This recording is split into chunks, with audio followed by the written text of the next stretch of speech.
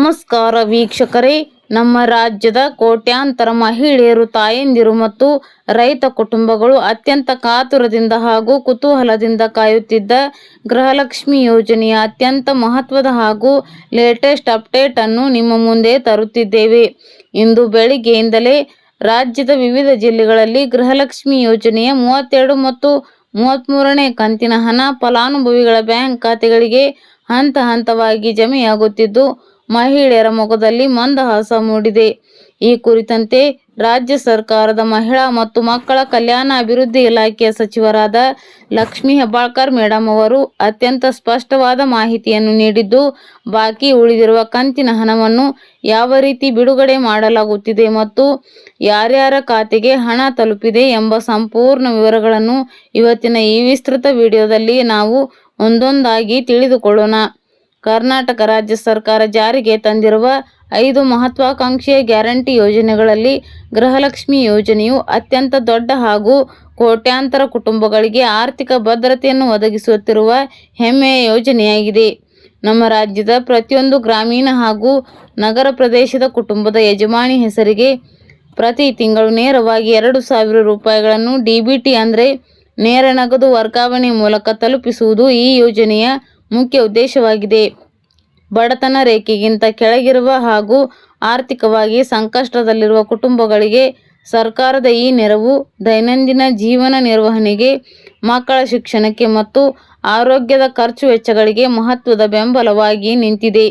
ರಾಜ್ಯದ ಸುಮಾರು 1 ಕೋಟಿಗೂ ಅಧಿಕ ಮಹಿಳೆಯರು ಈ ಯೋಜನೆಯಡಿ ನೋಂದಾಯಿಸಿಕೊಂಡಿದ್ದು, ಪ್ರತಿ ದಿನವೂ ಸರ್ಕಾರದ ಕಡೆಯಿಂದ ಲಕ್ಷಾಂತರ ಖಾತೆಗಳಿಗೆ ಹಣ ವರ್ಗಾವಣೆಯಾಗುತ್ತಲೇ ಇದೆ.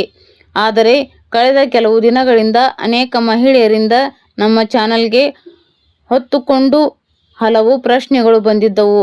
ನಮಗೆ ಜೂನ್ ತಿಂಗಳ ಹಣ ಬಂದಿಲ್ಲ, ಜುಲೈ ತಿಂಗಳ ಹಣ ಜಮಾ ಆಗಿಲ್ಲ, ಕೆಲವು ಕಡೆಗಳಲ್ಲಿ 3 ತಿಂಗಳ ಹಣ ಒಟ್ಟಿಗೆ ಪೆಂಡಿಂಗ್ ಇದೆ ಎಂಬ ಅಳಲು ಕೇಳಿ ಬರುತ್ತಿತ್ತು.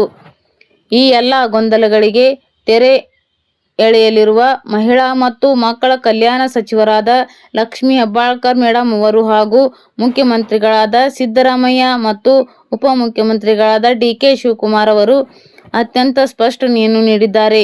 ಈಗಾಗಲೇ 1 ರಿಂದ 30 ಕಂತುಗಳವರೆಗೆ ರಾಜ್ಯದ ಬಹುತೇಕ ಫಲಾನುಭವಿಗಳಿಗೆ ಸಕ್ರಮವಾಗಿ ಹಣ ತಲುಪಿದೆ. ಆದರೆ ತಾಂತ್ರಿಕ ಕಾರಣಗಳಿಂದ, ಬ್ಯಾಂಕ್ ಖಾತೆ ಬದಲಾವಣೆಯಿಂದ ಅಥವಾ ದಾಖಲೆಗಳ ಅಪ್ಡೇಟ್ ಆಗದೇ ಇರುವ ಕಾರಣದಿಂದ 31, 32 ಮತ್ತು 33ನೇ ಕಂತಿನ ಹಣ ಕೆಲವರ ಖಾತೆಗೆ ಸ್ವಲ್ಪ ತಡವಾಗಿ ಬಿಡುಗಡೆಯಾಗುತ್ತಿದೆ. ಚಿನ್ನದ ಬೆಲೆ ಬಂಪರ್ ಇಳಿಕೆ. ಚಿನ್ನ ಮತ್ತು ಬೆಳ್ಳಿ ಪ್ರಿಯರಿಗೆ ಭರ್ಜರಿ ಗುಡ್ ನ್ಯೂಸ್. ಬಂಗಾರ ಬೆಲೆ ಇಳಿಕೆ ಯಾಕೆ? ಚಿನ್ನದ ಬೆಲೆಯಲ್ಲಿ ನಿರಂತರವಾಗಿ ಏರಿಳಿತ ಮುಂದುವರೆದಿದೆ. ಆದರೆ ಕಳೆದ 1 ವಾರದಿಂದಲೂ ಚಿನ್ನದ ಬೆಲೆ ಭಾರೀ ಇಳಿಕೆಯಾಗಿದೆ. ಚಿನ್ನ ಮತ್ತು ಬೆಳ್ಳಿಯ ಮೇಲೆ ಹೂಡಿಕೆ ಮಾಡುವವರ ಸಂಖ್ಯೆಯು ದಿನದಿಂದ ದಿನಕ್ಕೆ ಭಾರೀ ಪ್ರಮಾಣದಲ್ಲಿ ಹೆಚ್ಚಳವಾಗುತ್ತಿರುವುದು ಸೇರಿದಂತೆ ವಿವಿಧ ಕಾರಣಗಳಿಗೆ ಬೆಲೆ ಏರಿಕೆಯಾಗುತ್ತಿದೆ. ಚಿನ್ನದ ಮೇಲೆ ಹೂಡಿಕೆ ಹಾಗೂ ಖರೀದಿ ಎರಡೂ ಸಹ ಹೆಚ್ಚಳವಾಗಿದೆ. ಮಧ್ಯಪ್ರಾಚ್ಯದಲ್ಲಿ ನಿಲ್ಲದ ಸಂಘರ್ಷ. ವಿಶ್ವದ ಪ್ರಮುಖ ರಾಷ್ಟ್ರಗಳ ನಡುವೆ ವೈಮನಸ್ಸು ಹಾಗೂ ಸಂಘರ್ಷ, ಆರ್ಥಿಕ ಸಂಕಷ್ಟ ಹಾಗೂ ಕೆಲವೊಂದು ರಾಜಕೀಯ ಆರ್ಥಿಕ ಬದಲಾವಣೆಗಳು ಸಹ ಚಿನ್ನದ ಬೆಲೆಯು ನಿರಂತರವಾಗಿ ಹೆಚ್ಚಳವಾಗುವುದಕ್ಕೆ ಕಾರಣವಾಗಿದೆ. ಕಳೆದ 1 ವಾರದಿಂದಲೂ ನಿರಂತರವಾಗಿ ಚಿನ್ನದ ಬೆಲೆಯು ಏರಿಕೆಯಾಗುತ್ತಲೇ ಇದೆ. ನಿನ್ನೆ ಚಿನ್ನದ ಬೆಲೆ ಇಳಿಕೆಯಾಗಿತ್ತು. ಇಂದು ಸಹ ಚಿನ್ನದ ಬೆಲೆಯಲ್ಲಿ ಭಾರೀ ಇಳಿಕೆಯಾಗಿದೆ. ಕಳೆದ 2 ತಿಂಗಳ ಅವಧಿಯಲ್ಲಿ ಚಿನ್ನ ಮತ್ತು ಬೆಳ್ಳಿ ಬೆಲೆಯಲ್ಲಿ ಭಾರೀ ವ್ಯತ್ಯಾಸವಾಗಿದೆ. ಕಳೆದ 2 ತಿಂಗಳಿನಿಂದ ಚಿನ್ನದ ಬೆಲೆಯು ಸಾಮಾನ್ಯವಾಗಿ ಏರಿಳಿತವಾಗಿದೆ.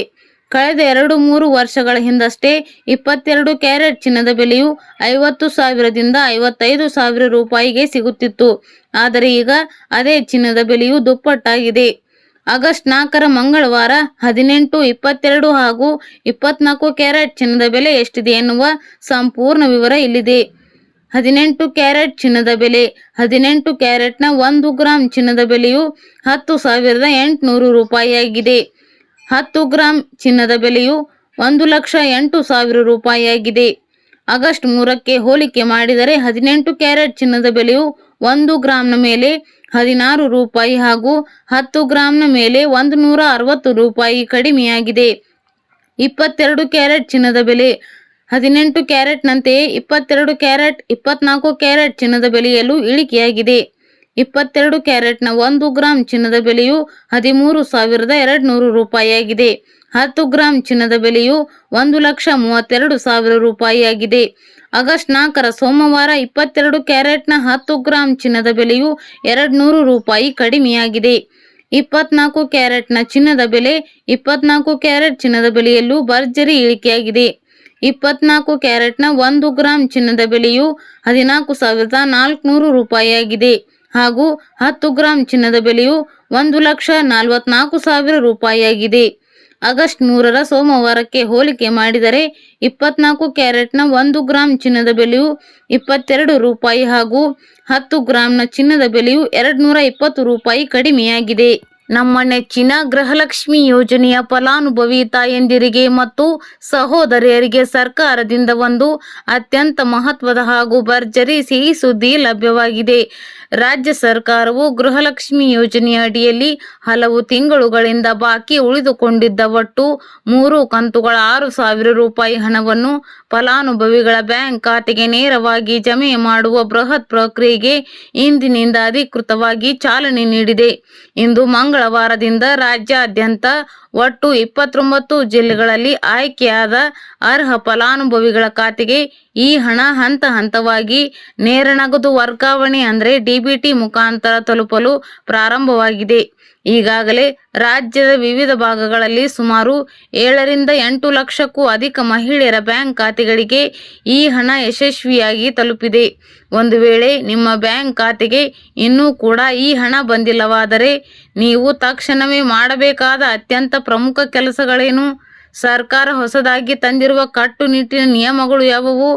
ನೀವು ನಿಮ್ಮ ಮೊಬೈಲ್ ಮೂಲಕ ಅಥವಾ ಸೇವಾ ಕೇಂದ್ರಗಳಿಗೆ ತೆರಳಿ ಯಾವ ಪ್ರಮುಖ ದಾಖಲೆಗಳನ್ನು ಕಡ್ಡಾಯವಾಗಿ ಲಿಂಕ್ ಮಾಡಿಸಬೇಕು ಮತ್ತು ನಿಮ್ಮ ಅರ್ಜಿಯ ಪ್ರಸ್ತುತ ಸ್ಥಿತಿಯನ್ನು ಹೇಗೆ ಪರಿಶೀಲಿಸಿಕೊಳ್ಳಬೇಕು ಎಂಬುದನ್ನು ವಿವರವಾಗಿ ನೋಡೋಣ.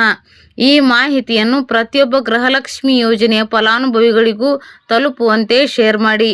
ಸರ್ಕಾರವು ಇಂದಿನಿಂದ ಅಂದರೆ ಆಗಸ್ಟ್ 4 ಮಂಗಳವಾರದಿಂದ ರಾಜ್ಯದ 29 ಜಿಲ್ಲೆಗಳಿಗೆ ಗೃಹಲಕ್ಷ್ಮಿ ಯೋಜನೆಯ 3 ಕಂತುಗಳ ಒಟ್ಟು 6,000 ರೂಪಾಯಿ ಹಣವನ್ನು ಬಿಡುಗಡೆ ಮಾಡಲು ಆದೇಶ ಹೊರಡಿಸಿದೆ. ಈ 29 ಜಿಲ್ಲೆಗಳ ಪಟ್ಟಿಯಲ್ಲಿ ಬಾಗಲಕೋಟೆ, ಬೆಳಗಾವಿ, ವಿಜಯಪುರ, ಧಾರವಾಡ, ಗದಗ, ಹಾವೇರಿ, ಉತ್ತರ ಕನ್ನಡ, ಬೆಂಗಳೂರು ನಗರ, ಬೆಂಗಳೂರು ಗ್ರಾಮಾಂತರ, ರಾಮನಗರ, ಚಿಕ್ಕಬಳ್ಳಾಪುರ, ಚಿತ್ರದುರ್ಗ, ದಾವಣಗೆರೆ, ಕೋಲಾರ, ಶಿವಮೊಗ್ಗ, ತುಮಕೂರು, ಚಾಮರಾಜನಗರ, ಚಿಕ್ಕಮಗಳೂರು, ದಕ್ಷಿಣ ಕನ್ನಡ, ಹಾಸನ, ಕೊಡಗು, ಮಂಡ್ಯ, ಮೈಸೂರು, ಉಡುಪಿ, ಬಳ್ಳಾರಿ, ಬೀದರ್, ಕಲಬುರಗಿ, ಕೊಪ್ಪಳ, ರಾಯಚೂರು, ಯಾದಗಿರಿ ಹಾಗೂ ವಿಜಯನಗರ ಜಿಲ್ಲೆಗಳು ಸೇರಿವೆ. ಈ ಎಲ್ಲ ಜಿಲ್ಲೆಗಳ ಅರ್ಹ ಫಲಾನುಭವಿಗಳ ಖಾತೆಗೆ ನೇರವಾಗಿ ಹಣ ಜಮೆಯಾಗುತ್ತದೆ.